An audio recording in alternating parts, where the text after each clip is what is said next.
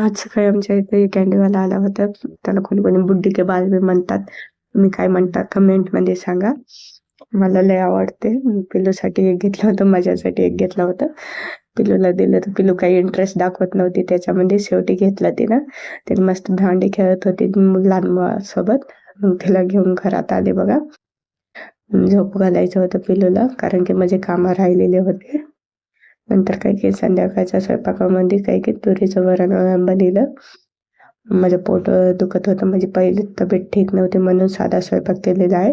तुरीचं वरण, फिकं वरण बनवून लगेच चपात्या लाटून घेतल्या आणि भात लावला होता. पिल्लू झोपले कीनच मला सगळे कामं आवरावं लागतात. भेटूया उद्या नेक्स्ट ब्लॉगमध्ये.